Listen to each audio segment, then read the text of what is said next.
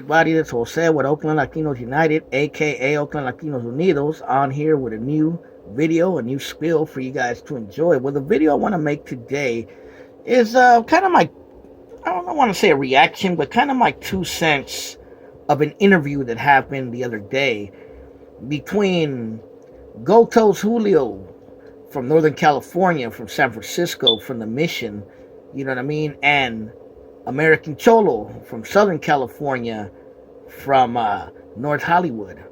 And basically, I'm going to tell you a little bit of the history of who Gold Toes is, of his area and what I remember of the era of the music he came out with, and why him being on American Cholo's podcast, why it's a good thing and a positive thing, and a thing that's showing that Raza's finally at least somewhat waking up from the gang politics stuff that used to happen in the past. It has kept us divided and messed up for so long. So, without further ado, let's get into it. So, last week, Toes Julio, who's a producer, rapper from San Francisco, from South San Francisco and San Francisco, was on American Cholo's podcast. American Cholo being a very popular Latino Honduran, because he's from Honduras, and you could even say Chicano podcast from Southern California, which is, he's been very popular. He's been putting his name out there, and if you know, you know.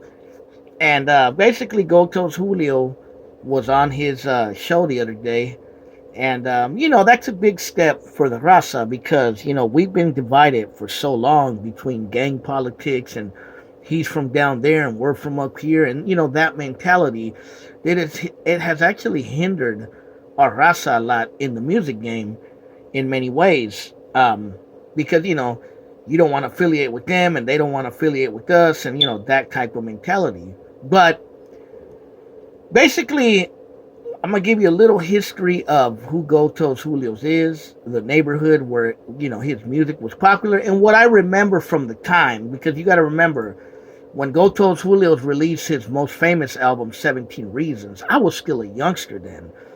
I was like, I think I was like 19, 20 at that time. I was still young, you know what I mean? Out in the streets, doing my thing. But, basically Toes Julio's, he grew up around San Francisco and also in South San Francisco, I believe, on C Street, I think. And,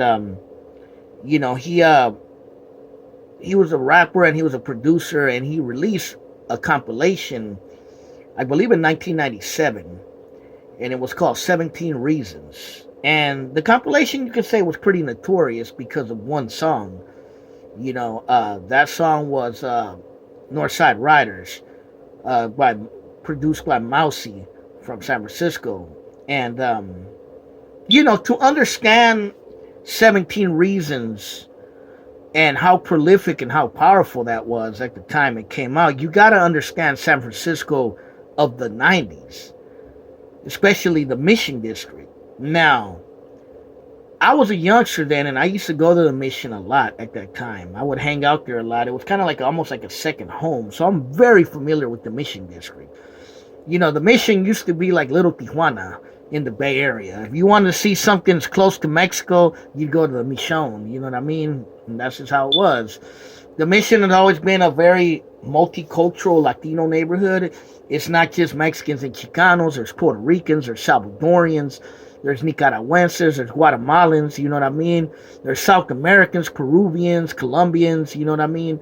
Chileans. So you've always had a mishmash of different razas in the Mission and in San Francisco in general. The Latino population in San Francisco has always been a mixture, which has been very unique as far as California goes, a state where Mexicans are the majority as far as Latinos go.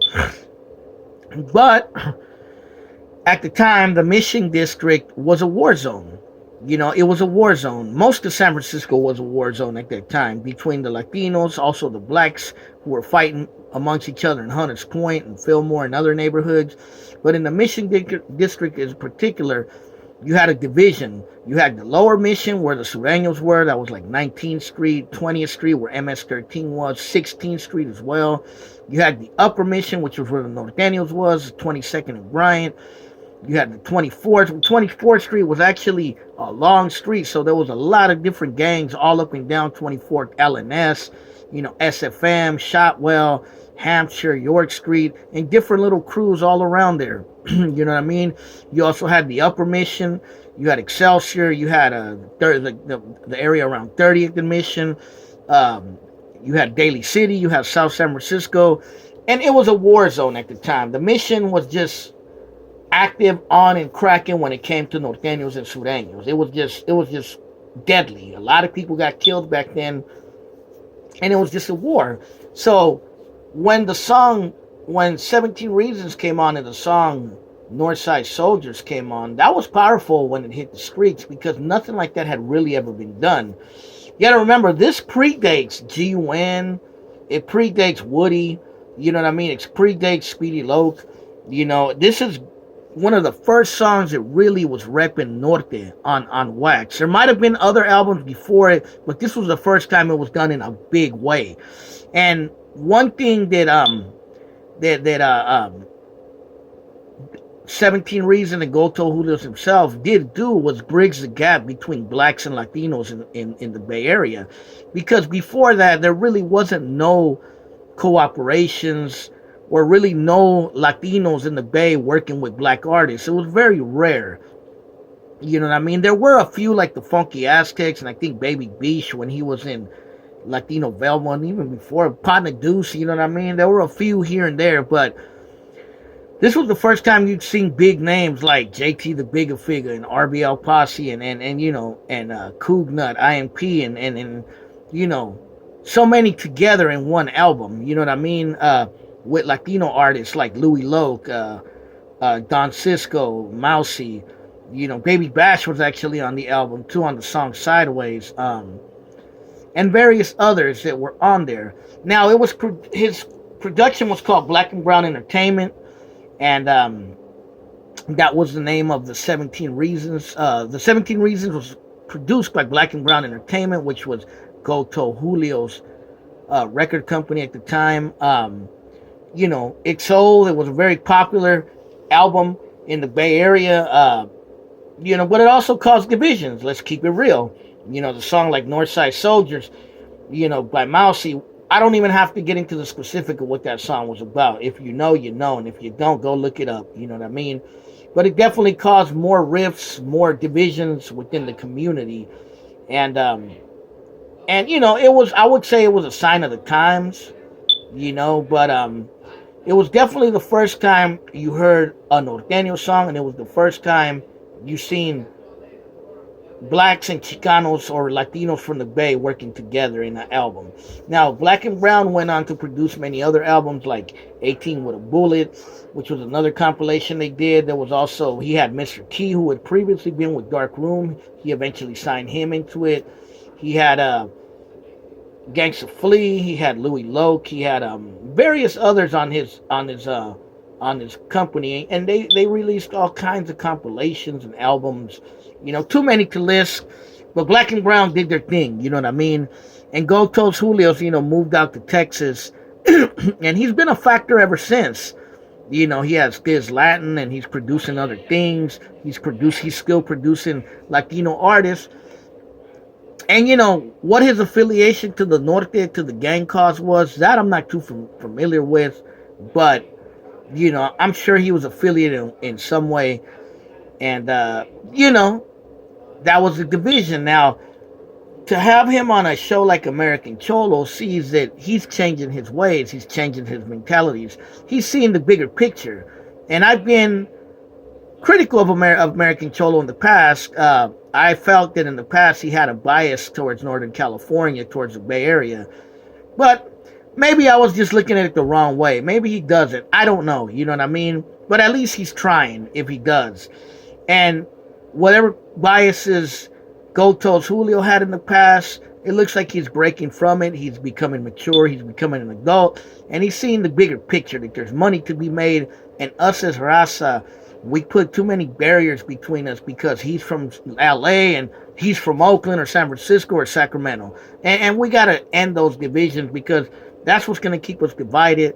And the only way we could come together as one people and be one powerful force is to break away from these divisions.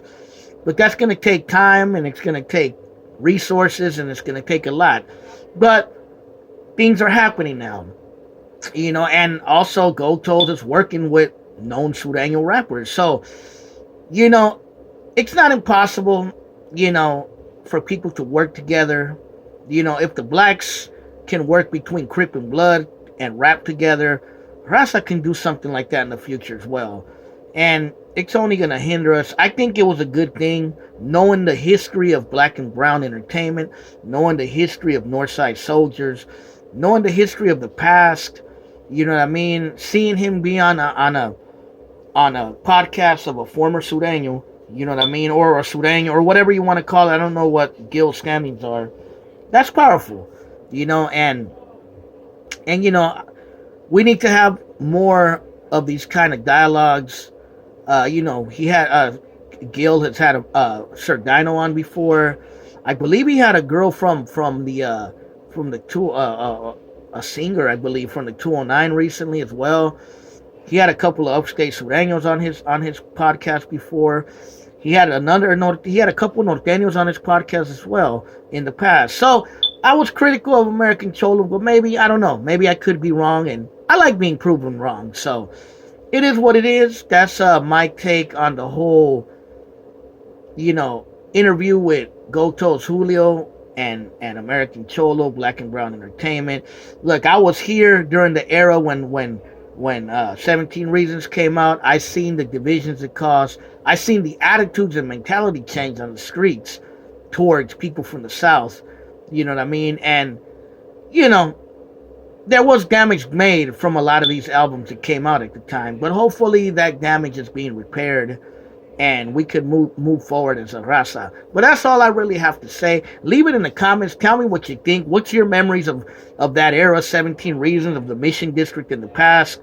You know what I mean? And what's your take on him being Gotos and American Cholo doing a podcast together? Let me know in the comments. And oh yeah, it turns out Gotos is not Swifty Blue's dad. All right, y'all. I'll talk to you later.